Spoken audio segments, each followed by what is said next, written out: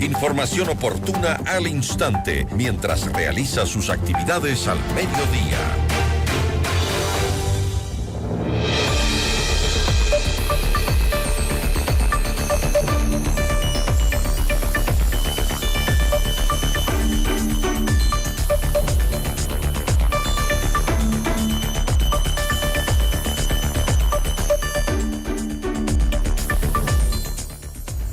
Ecuador atraviesa su semana política, yo diría, más intensa desde el inicio del gobierno de Daniel Noboa. Tras el contundente rechazo en la consulta popular, el presidente activó un remesón sin precedentes. Ministros claves dejaron su cargo, otros fueron movidos internamente, como el caso de Harold Burbano, que fue trasladado al Ministerio de Trabajo, también Zaida Rovira. En su lugar pusieron el Ministerio de Gobierno a un radiodifusor.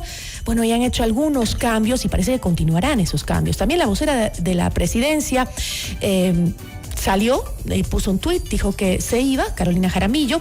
A esto se suman pues renuncias de Agricultura, Educación, Trabajo, el IES y la puesta a disposición de gobernadores. El mapa político cambia en solo horas. Nuestra entrevista de hoy en Notimundo a la Carta. Bueno, y para conversar sobre este escenario en ebullición, nos acompaña la analista Carolina Ávila. Carolina, ¿cómo está? Muy buenas tardes. Muy buenas tardes. ¿Caroline o Carolina? ¿Cómo le llamo? ¿Caroline o Carolina? Está bien, Caroline, con todas las letras. Con todas las letras en español. Me parece muy bien, me gusta. Como en mi casa quisieron llamarla, así que...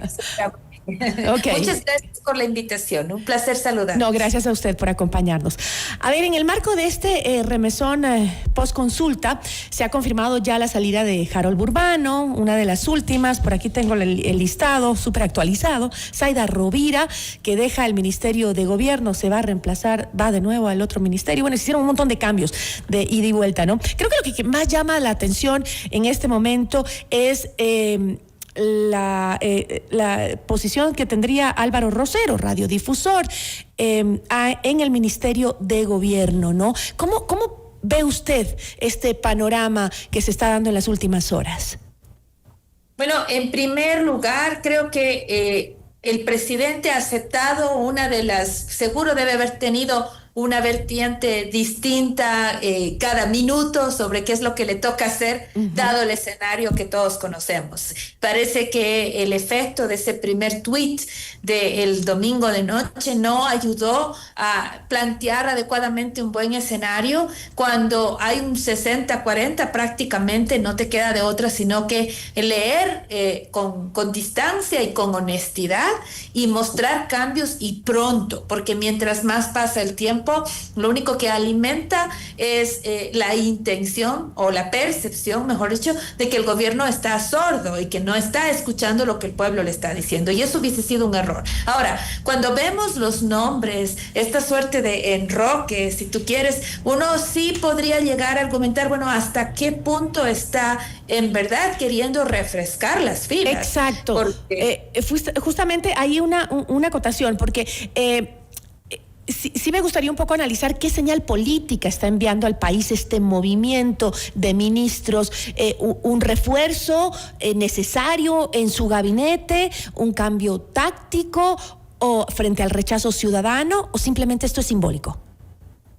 Claro, hay ciertos aspectos que sí parecen más interesantes que otros, más allá de lo simbólico que implica sacar a Rovira de gobierno, que creo que era uno de los nombres que más críticas recibió, o pedirle el espacio a Carolina Jaramillo, que no estaba aportando en aquello que implica ser un puente, ¿no? El nombre que llama la atención es Álvaro Rosero, ¿no? Porque evidentemente ahí hay un gesto fuerte que implica una cercanía con una provincia, con un sector además que requiere probablemente mejores puentes, una narrativa que le favorezca más al gobierno, que al parecer lo que hasta ahora ha planteado no es suficiente.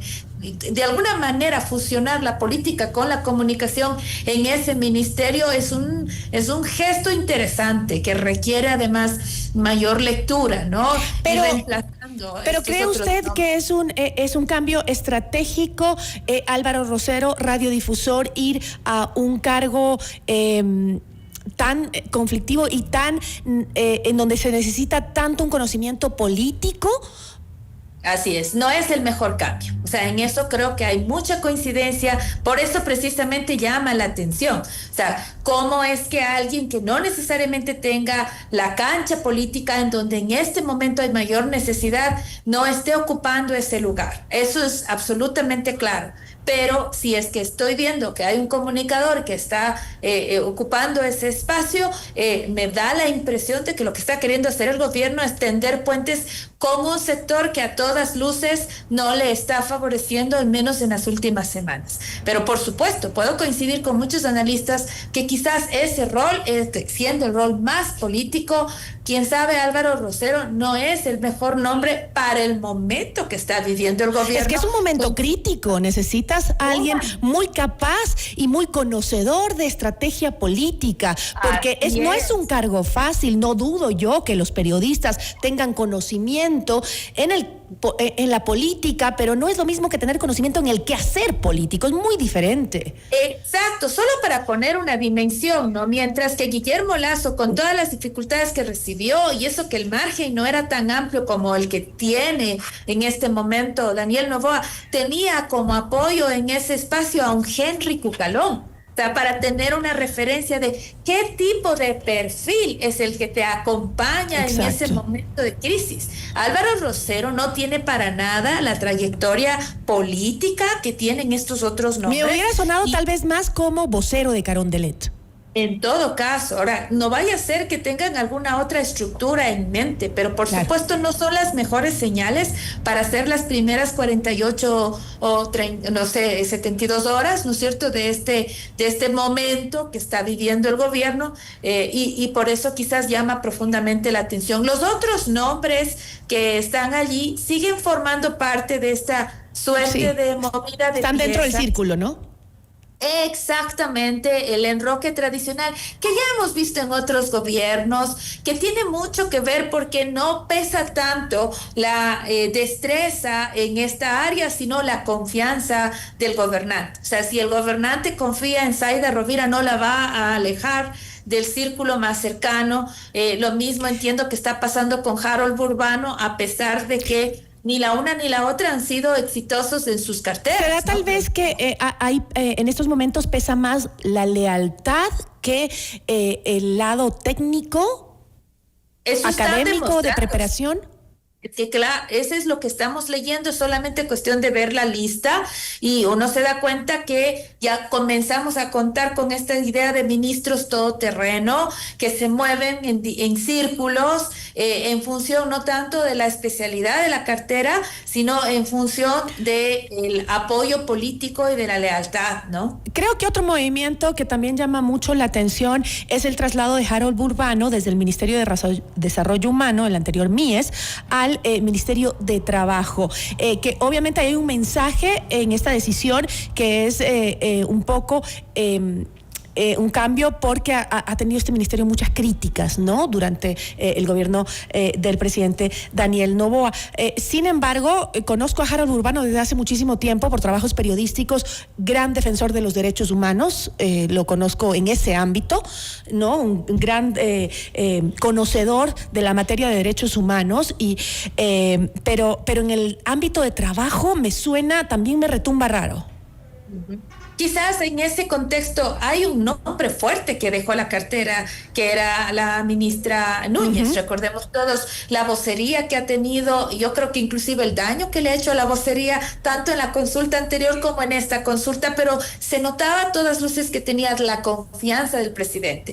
Y hay que decirlo que durante este proceso preelectoral, la cartera de Burbano fue la encargada de distribuir buena parte de los bonos y el acceso a las comunidades. Fue un poco la cara del paro también, ¿no? Exactamente, y la cara buena, diremos así, ¿no es cierto? Y en ese contexto quizás se ha ganado un espacio de mayor involucramiento, al menos a decir, porque está reemplazando, insisto, a Núñez, que pareciera ser una persona que era clave en la administración de Daniel Noboa. A ver, ¿qué es lo que estamos viendo aquí? ¿Hay un cambio profundo? ¿Hay una nueva dirección? ¿Hay una hoja de ruta? No. O sea, yo no veo eso por varias razones. Primero, vemos este enroque. Luego, vemos nombres extraños y no vemos todavía una dirección. Me parece que el gobierno necesita con urgencia darle más contenido al listado, porque no alcanza con esta señal. Si quieres decirle a la población, primero, gracias por el apoyo, aunque sea un 40%, visitar Ambato, visitar Loja, que en lugar de viajar a Miami, debió haber sido lo primero, más todavía con lo que vive Ambato en este momento, con el accidente y tal. Y luego decirle a ese otro 60%, voy a trabajar en esta agenda que estoy escuchándole al pueblo ecuatoriano y sobre esto nos vamos a empeñar. Yo no he visto eso y no sé si este listado por lo pronto nos está dando esas señales. Ahora, lo importante es que al menos existen señales. Quizás todavía equivocadas o un poco confusas. Sí, pero hay que clarificar un poco esas señales, porque hay que diferenciar, y esa pregunta se la voy a formular de esta manera. ¿Cree usted que el gobierno está tocando estos sectores que son estratégicos? Porque estamos hablando, el Ministerio de Gobierno, Educación, estamos hablando de ministerios que son importantes y de puestos clave, porque también estamos hablando de la vocera de Carondelet, que se acaba de ir, ¿no? ¿Cree que son, la intención es, como decía usted, reorganizar, reorientar su gestión, o simplemente estar reemplazando nombres sin modificar políticas? Por el momento solo vemos nombres, por el momento no tenemos lecturas de políticas y quizás hay que darle un poco más, no sé, un par de días más hasta que pueda articular mejor ese discurso del gobierno sobre qué políticas va a enfocar, sobre cuál va a ser la agenda, ¿no? En este instante el listado todavía genera confusión, todavía genera incertidumbre, y si hay algo que el gobierno debe recoger del resultado del domingo es que la población no apoya la incertidumbre. La población necesita volver a confiar en lo que el gobierno le quiera presentar, y necesita entonces el gobierno con urgencia dejar establecidas sin ambigüedades hacia dónde quiere ir, cuál va a ser la nueva hoja de navegación una vez que tiene el resultado de este domingo. El listado no ayuda mucho todavía. Y también hasta qué punto estos cambios le permiten al presidente Noboa reconfigurar las alianzas o la conversación o el diálogo o el acercamiento con sectores económicos, sociales, territoriales, políticos de otros sectores, ¿no? Que es lo que creo que los analistas más destacados han mencionado. Hay que hablar, hay que salir a conversar y buscar alianzas con sectores que para dejar de estar polarizados, ¿no? Exactamente. Bueno, creo que la presencia de Juan Carlos Vega, que regresa al gobierno, es un guiño al sector empresarial, porque es de donde proviene Vega, ¿no? Creo que la mirada con Álvaro Rosero es también una suerte de lectura más institucionalizada de la comunicación, que ha sido criticado porque no puedes seguir amparándote en los TikToks, ¿no es cierto? Entonces me da la impresión de que dado los estragos con las vocerías, no solo de Carolina Jaramillo, los anteriores intentos también han lastimado en ese sentido al gobierno de Daniel Noboa. Entonces, poner en ese espacio de tanta importancia me da la impresión de que está haciéndole un guiño a la comunicación tradicional, con la cual probablemente necesita tener un mejor abordaje. Pero salvo esos dos nombres, el resto de nombres siguen siendo parte del mismo equipo, me parece, y ahí tal vez por ahí uno que otro que se me escape, ¿no es cierto? Y allí probablemente no nos queda claro hacia dónde va, y eso creo que es una conversación y un discurso urgente que tiene el gobierno que entregarle a la población, dadas las circunstancias del domingo pasado. También está sonando que se fue el presidente del directorio del IES, ¿no? Que el presidente en su momento, que desde ayer ya comenzó a sonar, y creo que pero no hay un dato oficial. Era muy necesario, porque cuando ya estás tan golpeado, ya te lastiman por todos los lados, ya te comienzas a generar tanto ruido que en lugar de aportarle al gobierno, lo único que hace es seguir cargando lastre. Y yo no lo estoy diciendo si es culpable o si es inocente, eso ya procesos administrativos, jurídicos tendrán que llevarse a cabo, pero ya llega un minuto en que de manera honesta tienes que decirle, presidente, yo ya no le puedo seguir sirviendo, es que yo abro la boca y salen 3 titulares. Ya llega un minuto en que la AMA tenía que haber dado un paso al costado, y que si este momento lo están haciendo, pues creo que eso le va a beneficiar al gobierno. Ahora, como decías al inicio, pues estos cambios en este momento no nos dan una visión muy clara de para dónde quiere ir el presidente, pero ¿qué indicadores deberíamos monitorear en las próximas semanas para evaluar si este remesón, incluyendo las renuncias, los reemplazos, las reubicaciones, como las que hemos mencionado, realmente fortalecen al gobierno o profundiza la incertidumbre? Por ejemplo, tiene en agenda ya lo que va a pasar en nuestra relación con Estados Unidos a partir de la liberación de aranceles. Debería ya tener el gobierno una hoja de ruta clara sobre cómo recuperar un espacio que nos estaba perjudicando porque perdíamos competitividad. Se liberaron esos aranceles. ¿Qué va a hacer ahora? Ahí tienes ya una hoja hermosa para abrir en materia de comercio y exterior, en donde además al Ecuador no le estaba yendo mal. Entonces, que desde ese espacio en los productos no petroleros hay un gran indicador como para comenzar a trabajar. Luego tú tienes también esta idea de cooperación internacional. Miramos que estamos abriendo nuestro espacio con el acuerdo que se hizo con Homeland Security para ver qué sucede con estas personas que van a llegar al Ecuador y qué recibimos a cambio. Eso todavía no queda claro. Entonces hace falta aprovechar de que vamos a ser, diremos que hospedadores de este tipo de migrantes de alguna manera, ¿no es cierto?, que solicitan ingresar a Estados Unidos, pues qué recibimos a cambio nosotros. Y creo que ahí también hay un espacio para poder trabajar. Finalmente, creo que el momento de abordar la salud de una manera mucho más importante, más determinada, creo que es ahora, porque la salud, la inseguridad sigue siendo el gran desafío, pero no ha logrado el gobierno en 2 años dar respuestas de corto plazo. Y lo que necesita el gobierno es tener elementos que tengan un efecto más pronto y mucho más real con la población, que la población entienda que está el gobierno interviniendo en el abastecimiento de medicinas y en la mejora de las citas médicas, en el cuidado de las personas, adultos mayores, enfermedades catastróficas. Agarre una cosa, querida Gisela, aunque sea una.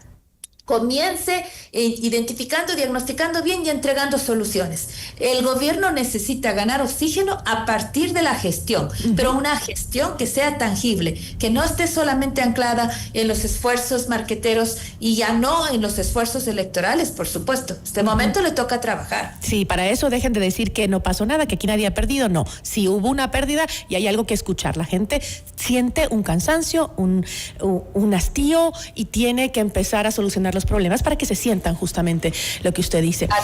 Caroline, le agradezco muchísimo por habernos acompañado. Estaremos pendientes de lo que pase en las próximas horas porque seguramente será clave.